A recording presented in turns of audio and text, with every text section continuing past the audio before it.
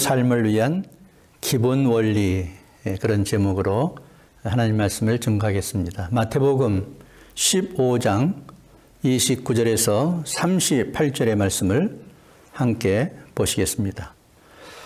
가능하시면 모두 함께 말씀을 소리내서 읽으면 좋겠습니다.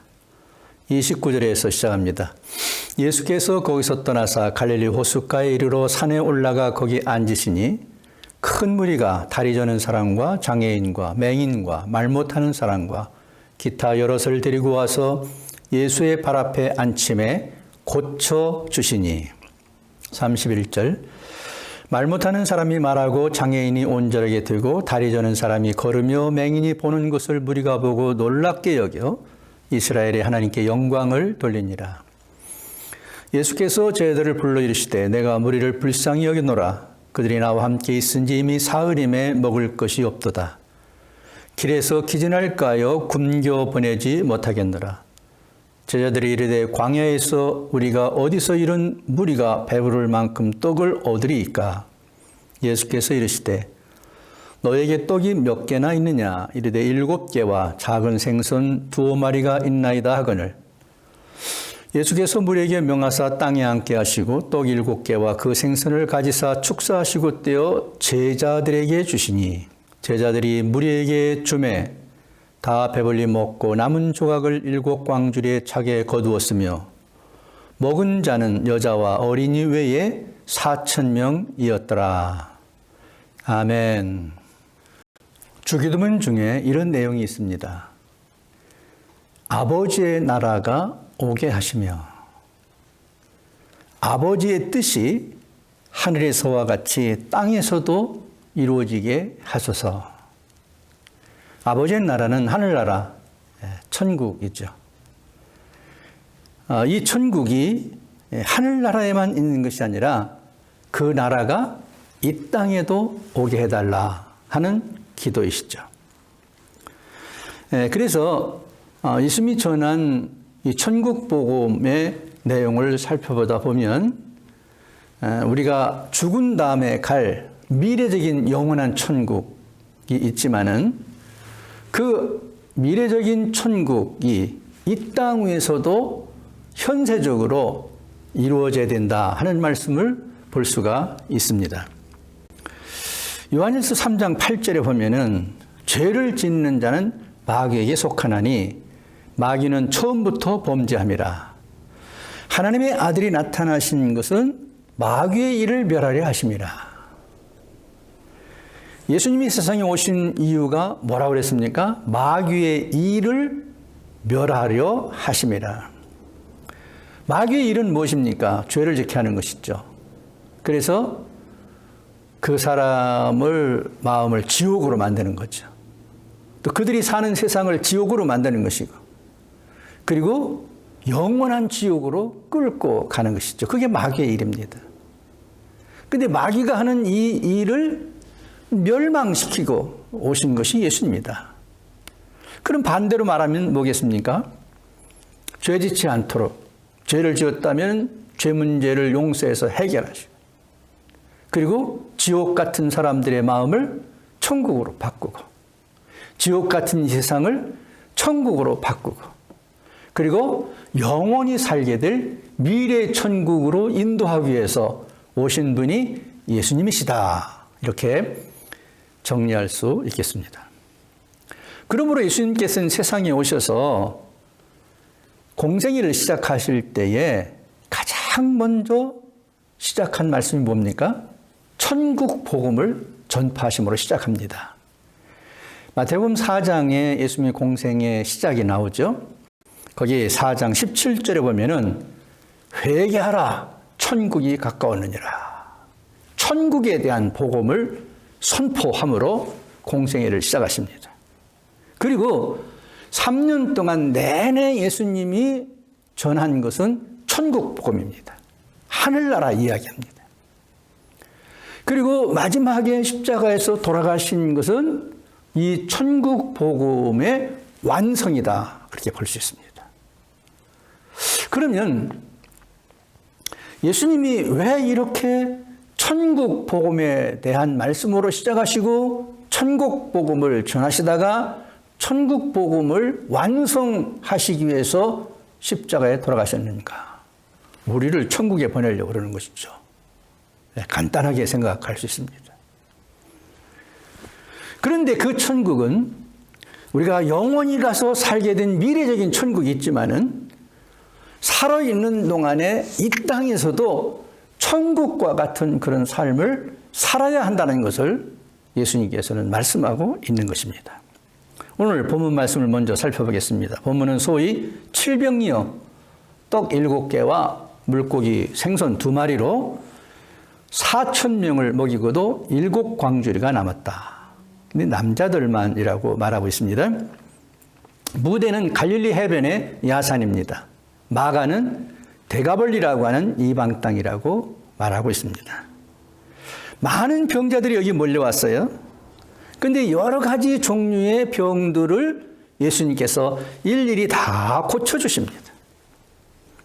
그리고 3일 동안 굶으며 성회에 참석했는지 아니면 먹을 것을 가져왔지만 먹을 것이 다 떨어졌는지는 알 수 없습니다. 그런데 지금 집으로 돌아가야 할 시간이 된 이 집회가 3일 만에 끝났고 집으로 돌아가야 할 시점에서 이 많은 무리들이 굶주려 있었습니다. 배가 고팠습니다.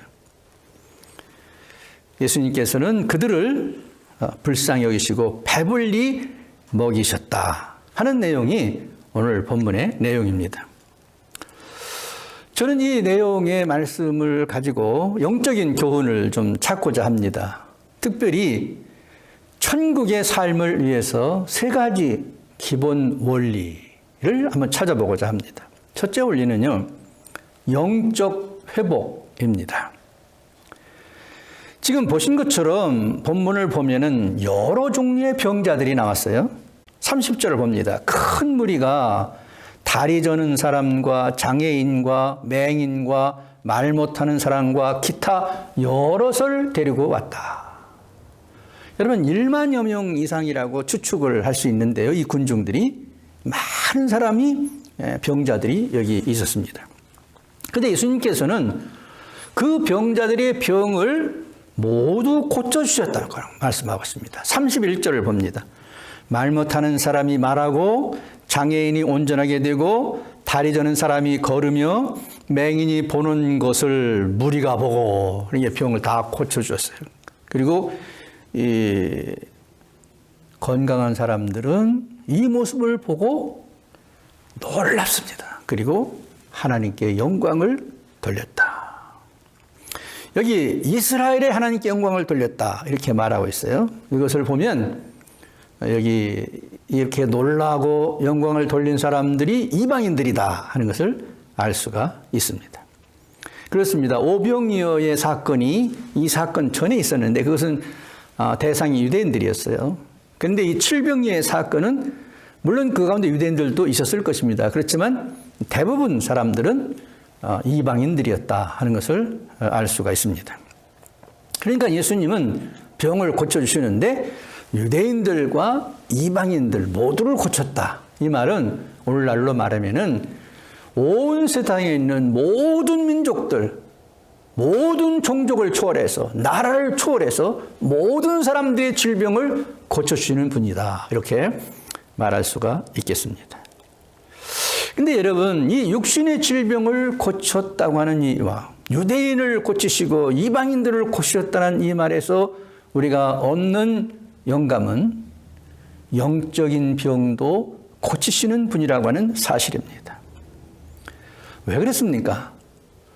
유대인들도 영적으로 병들었고 이방인들도 영적으로 병들었다. 근데 이들 모두가 다 고침이 필요하고 회복이 필요하다. 지금 예수님께서 전하는 복음은 뭐예요? 천국 복음이에요. 그럼 천국 복음을 듣고 천국에 들어갈 수 있는 사람은 누구예요? 육신의 질병을 고쳐짐으로 천국에 가는 것이 아니라 그들이 영적인 병이 고쳐지고 회복되어야 천국에 들어가는 거거든요. 그렇기 때문에 이 병 고침의 역사는 영적인 병을 고쳐야 한다는 당위성을 우리에게 설명하고 있는 것입니다. 이사야 선지자는요, 오래전에 이와 같은 예수님이 사역을 하시게 될 것을 예언을 했습니다. 이사야서 35장 5절 6절입니다. 그때에, 이건 예수님이 오실 때에 그런 말입니다. 맹인의 눈이 밝을 것이며 못 듣는 사람의 귀가 열릴 것이며 그때 저는 자는 사슴같이 뛸 것이며 말 못하는 자의 혀는 노래하리니 이는 광야에서 물이 솟겠고 사막에서 시내가 흐를 것임이라.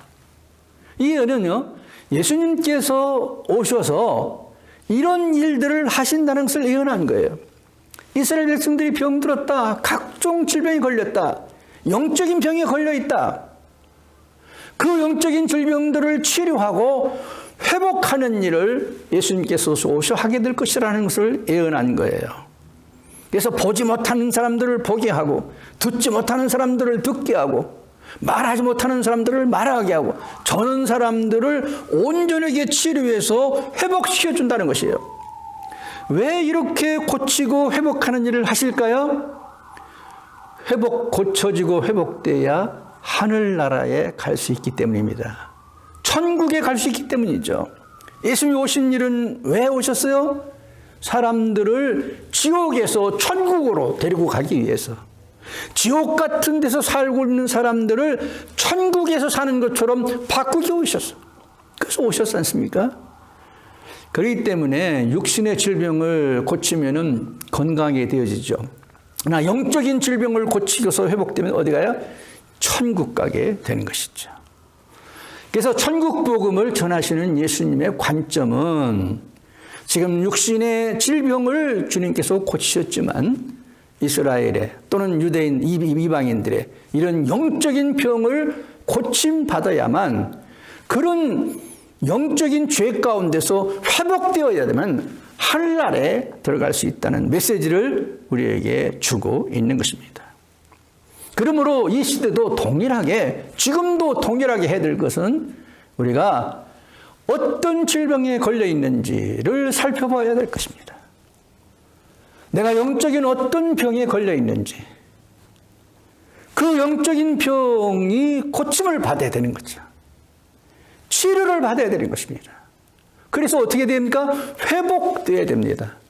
그리고 그 회복된 사람들이 가는 곳이 천국입니다.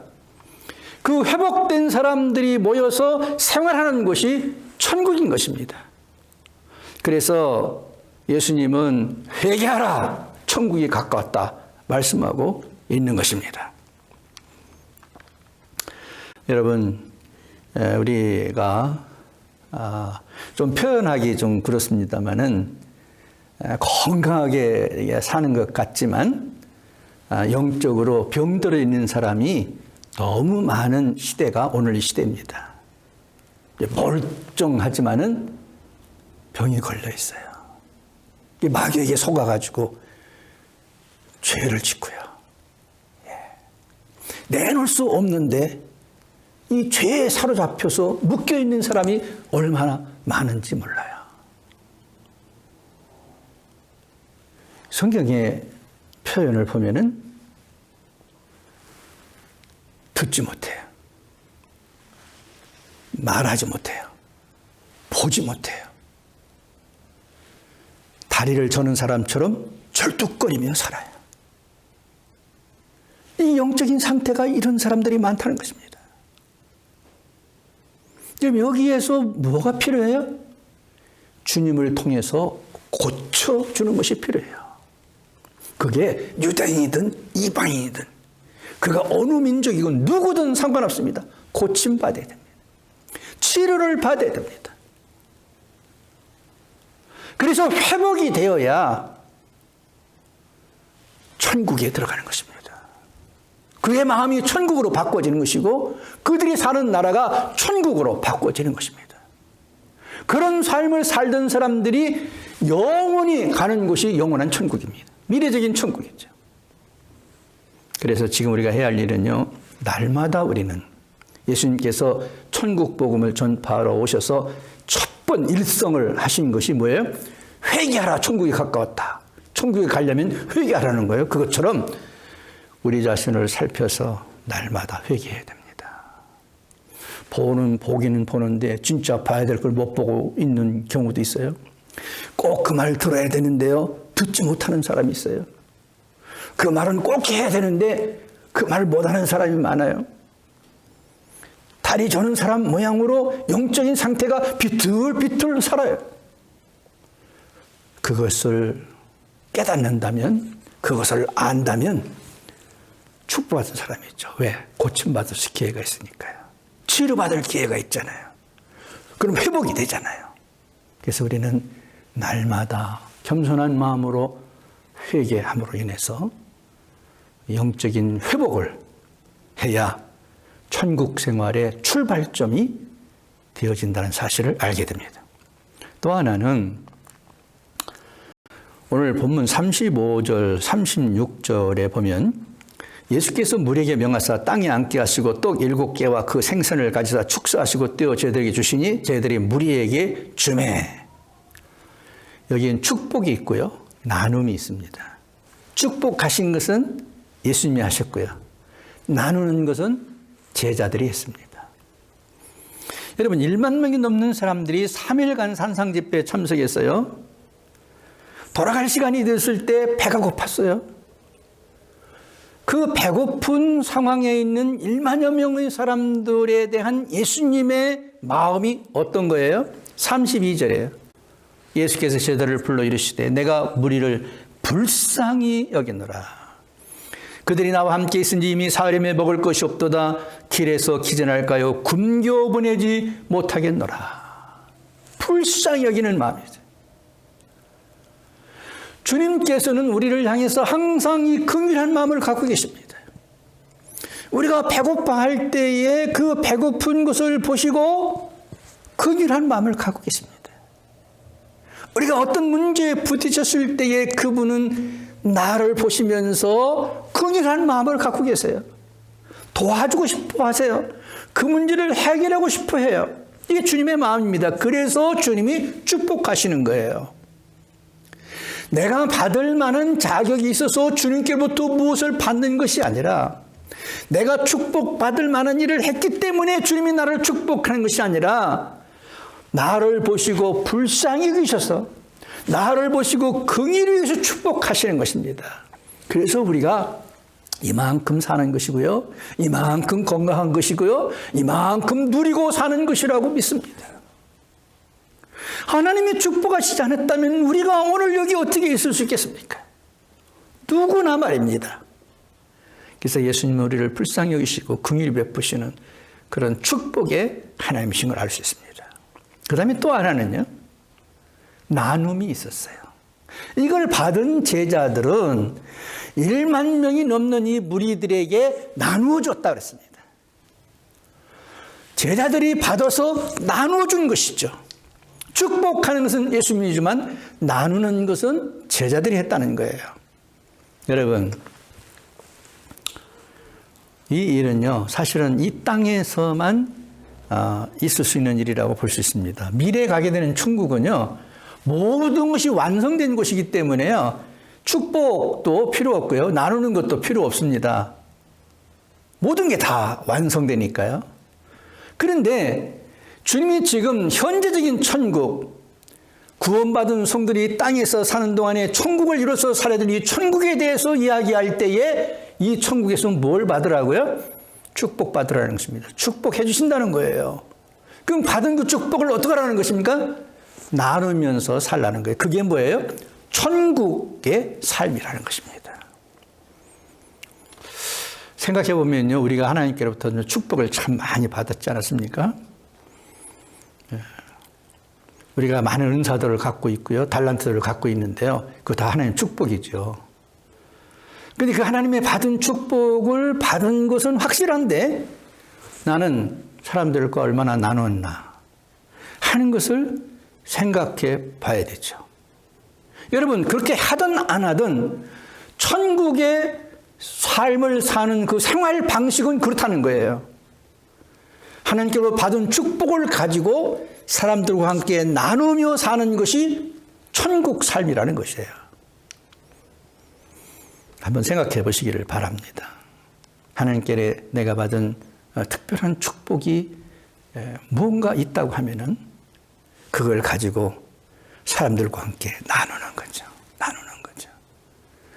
내게 주신 지혜를 나눌 수도 있어요. 섬김을 가지고 나눌 수 있어요. 물질도 나눌 수 있어요. 지식도 나눌 수 있어요. 내가 가진 달란트를 가지고 나누며 사는 것이요. 그것이 천국을 생활하는 방식이다 하는 것입니다. 마지막으로는요, 37절, 8절을 보면은 다 배불리 먹고 남은 조각을 7광줄에 차게 거두었으며 먹은 자는 여자와 어린 외에 4,000명이었더라. 계속해서 말씀드리고 있는데 유추해 보면은 한 1만 명 넘는다 이렇게 생각을 하는데요.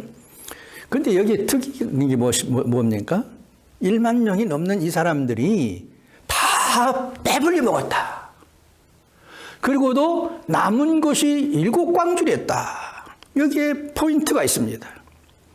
이 기적이 의미하는 것이 무엇일까요? 아모스 선지자는요, 어느 날 이렇게 예언을 했습니다. 8장 11절입니다. 주 여호와의 말씀이니라. 보라, 날이 이를지라. 내가 기근을 땅에 보내리니 양식이 없어 주림이 아니며 물이 없어 가람이 아니요 여호와의 말씀을 듣지 못한 기갈이라. 여러분, 기근이 왔을 때요, 무엇 때문에 문제입니까? 양식이 없죠. 물이 없죠. 그래서 기근이라고 말하는 거죠. 그런데 여호와의 말씀을 듣지 못해서 기갈이라. 이 세상에 이 기갈은 물이 없어 그런 게 아니라, 양식 없어 그런 게 아니라 하나님의 말씀을 듣지 못한 기갈이 더 문제다 말씀하고 있어요. 여러분, 육신적으로 3일간 금식한다면 육체 고통이 시작되겠죠. 그런데 하나님 말씀을 3일 동안 먹지 않는다면 어떻게 될까요? 영적으로 민감한 사람이라면 민감한 반응이 오겠죠. 그러나 영적으로 민감하지 못한 상태에 있다면 그 사람 마음속이 길가와 같거나 돌짝밭 같거나 가시덤불이 덮여있는 곳 같다면 말씀이 있든지 없든지 상관이 없겠죠. 상관은 있겠죠. 조금이라도 영향이 있을 거니까요. 그런데 결과는 뭐가 되겠습니까? 성장 못하지요.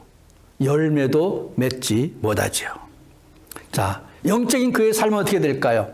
영적인 균형 감각을 잃게 되겠죠. 그럼 어떻게 됩니까? 바로 봐야 할 거를 바로 보지 못하게 되죠. 들어야 할 거를 올바르게 듣지 못하죠. 이상하게 듣게 되겠죠. 바로 말해야 될 것을 바로 말하지 못하고 우왕좌왕 하겠죠. 왜요? 영적인 감각이 희미해졌으니까. 다리 저는 사람 모양으로 균형 감각을 찾지 못하고 이랬다 저랬다 하며 살겠죠. 그리고 마지막 결과는 뭡니까? 성장하지 못하니까, 열매를 맺지 못하니까 결과를 우리가 보게 되겠죠. 여러분, 좋은 땅에 씨가 떨어졌다는 것은 무엇을 의미합니까? 30배, 60배, 100배 열매를 맺는다고 그렇지 않습니까? 마태복음 13장 23절을 다시 한번 읽어봅니다. 좋은 땅에 뿌려졌다는 것은 말씀을 듣고 깨닫는 자니, 말씀을 듣고 깨닫는 자니. 말씀을 들어야 됩니다. 깨달아야 됩니다.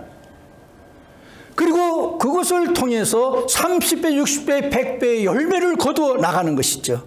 이게 천국의 삶입니다. 왜 이게 중요하냐면요, 열매를 맺는다는 게 뭡니까? 잘한다는 게 뭡니까?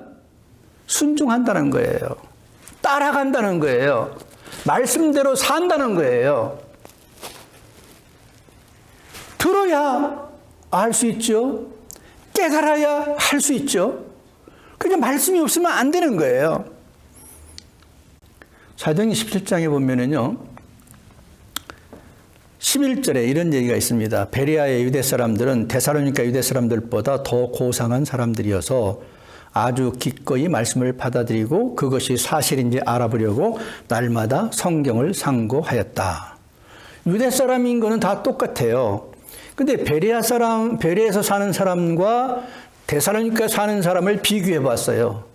그랬더니 데살로니가에 사는 사람들보다 베레아에 사는 사람들이 더 고상하더라. 그 고상하게 된 이유가 뭐 때문에 그래요? 그들은요, 기꺼이 말씀을 받아들였다. 기꺼이 말씀을 받아들였다. 그리고 그것이 사실인지 알아보려고 날마다 성경을 상고하였다. 그것이 진짜 말씀인지, 진짜 우리가 본 그 이야기의 뜻이 맞는 건지, 의미가 맞는 것인지, 날마다 성경을 상고했다는 거예요. 그랬더니 어떻게 됐어요? 고상한 사람들이 되었다. 이거를 마태복음의 씨 뿌린 자의 비유를 통해서 보면요, 30배, 60배, 100배를 열매를 맺은 사람들이 된 것이죠.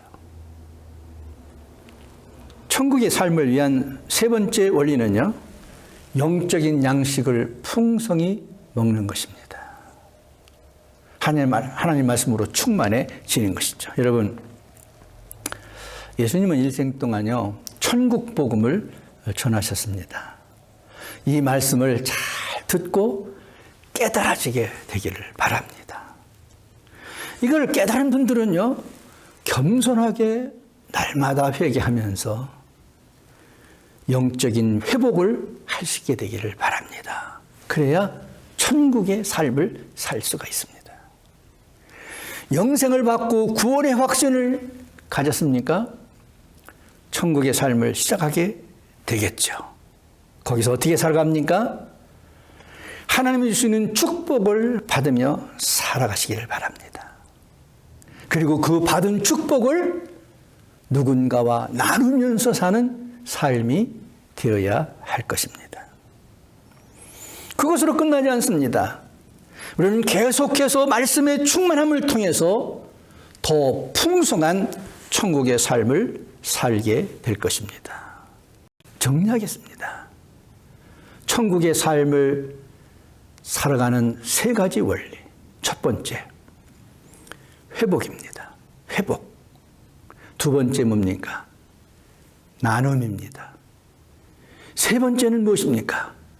세 번째는 풍성한 말씀입니다. 여러분들의 삶에 날마다 이 회복과 나눔과 그리고 충만함을 통해서 천국의 삶을 맛보고 그 삶을 누리면서 살다가 주님이 오셨을 때에는 우리의 미래의 천국인 영원한 천국에 가실 수 있는 여러분들이 다 되시게 되기를 주님의 이름으로 축원드립니다. 할렐루야.